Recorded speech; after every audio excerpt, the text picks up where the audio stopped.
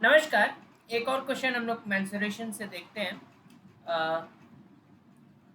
A cylindrical tube open at both ends is made of metal. एक tube है जो कि मेटल से बना हुआ है। तो जब भी कुछ मेटल से बनता है उसमें कोई थिकनेस तो आता ही है। आप पाइप को छू के देखें अगर, तो कुछ तो आपको थिकनेस महसूस होगा। द इंटरनल डायमीटर, इसीलिए अगर थिकनेस है तो वो आपको इंटरनल डायमीटर और एक्सटर्नल डायमीटर का कॉन्सेप्ट आ जाता है सिलेंडर में।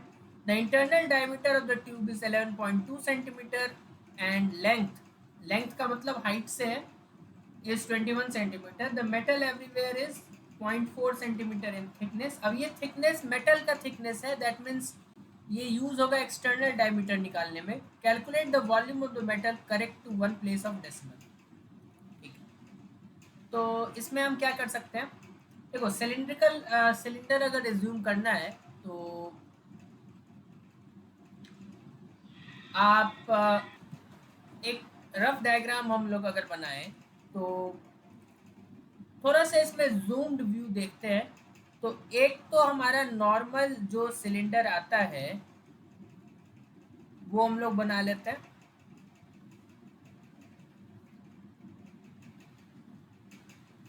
ये हमने नॉर्मल सिलेंडर बना लिया। अब क्योंकि कुछ थिकनेस है तो अब इसको कवर करता हुआ एक और सर्कल आएगा।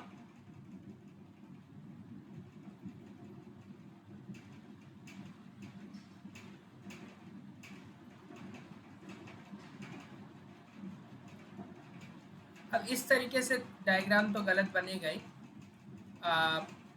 इसमें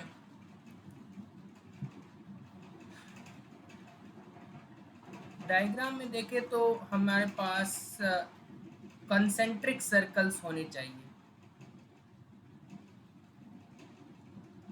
ऊपर नीचे दोनों। तो इसके साथ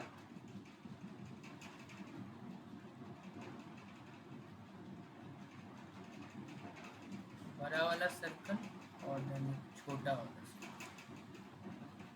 ठीक है, यही सिलेंडर है। अब ये जो मेटल है ना, वो ये मेटल है, इसकी बात हो रही है। तो ये मेटल है और उसका थिकनेस आपको दिख ही रहा होगा। ये जितना भी मैं कलर कर रहा हूँ वही है उसका थिकनेस। ठीक है, एंड सेम नीचे भी है। नीचे ऊपर का जो कॉन्सेंट्रिक सर्कल है वो सेम ही है, आपको वो दिख रहा होगा डिफरेंट, बट मैथमेटिकली वो सेम ही है। तो हम बोल सकते हैं कि यहाँ पे एक तो इस सर्कल का रेडियस होगा जो कि क्या हमें गिवन है। Cylindrical tube open at both and is made of metal. The internal diameter, तो इंटरनल डायमीटर जैसे ही गिवन है तो हम इंटरनल रेडियस कैलकुलेट कर सकते हैं। तो इंटरनल रेडियस हम क्या बोलेंगे, internal radius will be internal diameter divided by 2। ठीक है, एक्सटर्नल कैसे निकलेगा, एक्सटर्नल निकलेगा इसमें एक्स्ट्रा ये वाला ऐड करके।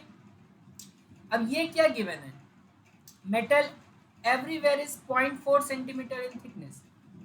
दैट मीन्स इसको अगर आर माने तो capital R will be small R plus 0.4।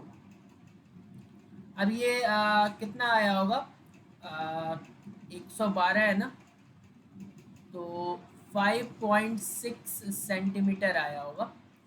तो ये capital R will B 5.6 plus 0.4, that means 6.0 centimetre. ठीक है, तो रेडियस कैलकुलेट हो गया। अच्छा, लेंथ जो गिवन है वो एक्चुअली हाइट है। हाइट में कोई फर्क नहीं पड़ रहा है क्योंकि ये जो हाइट है वो सिलेंडर का हाइट है, उसे आ, आपको कोई फर्क नहीं पड़ रहा है। तो that is given out to be 21 centimetre. तो हाइट आप लिख लो 21 सेंटीमीटर। अभी तक सारा जो वैल्यूज है वो हम सेंटीमीटर में लेके चल रहे हैं। अब हमें बताओ कि वॉल्यूम क्या है। देखो ये जो पिंक वाला एरिया है, अगर कुछ सामान रखना हो, लेट से पानी भरना हो इसमें, ठीक है, तो पानी ट्यूब है तो पानी से फ्लो करेगा, तो ऐसा तो नहीं है कि इस पिंक वाले एरिया से फ्लो करेगा। जब भी पानी होगा वो हमारे पास, उसको जगह कितना मिल रहा है, वो यही तो एरिया मिल रहा है उसको फ्लो करने के लिए, ये वाला एरिया। दैट मीन्स पूरे में से ये पिंक वाला सब्ट्रैक्ट करना होगा। तो जो हम वॉल्यूम इस तरीके के चीज़ों का निकालते हैं, तो वॉल्यूम क्या हो जाता है, पाई आर स्क्वायर एच तो जनरली होता है, लेकिन इस केस में pi r square minus r square h होता है। अब ये हमने क्यों किया, देखो पाई आर स्क्वायर एच करते तो पूरे का निकल जाता, लेकिन उसमें से हम ये जो इतना है पिंक वाला एरिया वो सब्ट्रैक्ट कर लेंगे। वो कैसे होगा, देखो पूरे का निकाल लो पहले, ठीक है, उसमें से छोटे वाले को अगर हम सब्ट्रैक्ट कर देंगे, ठीक है, तो ये देखो, ये अब बस सर्कल के टर्म्स में डील कर रहे हैं। हमें कौन सा हटाना है, हमें ये वाला पोर्शन हटाना है। तो हम क्या कर सकते हैं, पूरे का निकाल लेंगे। तो अभी सर्कल के टर्म्स में मैं बस बता रहा हूँ, तो पूरे का क्या हो जाएगा, पाई आर स्क्वायर, उसमें से अगर हम ये स्मॉल वाला सब्ट्रैक्ट कर दें, तो दिस इज इसका रेडियस आर है ना, तो उसमें से अगर पाई आर स्क्वायर सब्ट्रैक्ट कर दें, ठीक है, तो क्या हो जाएगा, दैट मीन्स हमें ये वाला पोर्शन मिल जाएगा।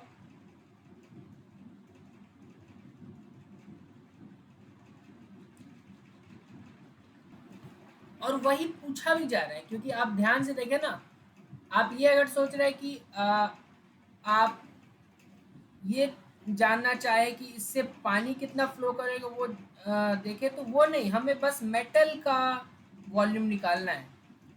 तो मेटल का वॉल्यूम, तो मेटल तो बस ये पिंक वाला है, तो पूरे में से अगर ये छोटा वाला एरिया हटा दे, इतना एरिया अगर हटा दे, तो ये मिल जाएगा हमें पिंक वाला एरिया। दैट्स वही निकालना है, तो उसके लिए pi r square minus r square h, तो दिस वॉल्यूम विल बी, अब पाई का वैल्यू 22/7 रख देते हैं। बड़ा वाला आर का जो वैल्यू था हमारे पास, capital r is 6 and small r is 5.6, ठीक है, 5.6 का स्क्वायर कर रहा हूँ मैं, और दिस मल्टीप्लाइड बाई 20, ठीक है।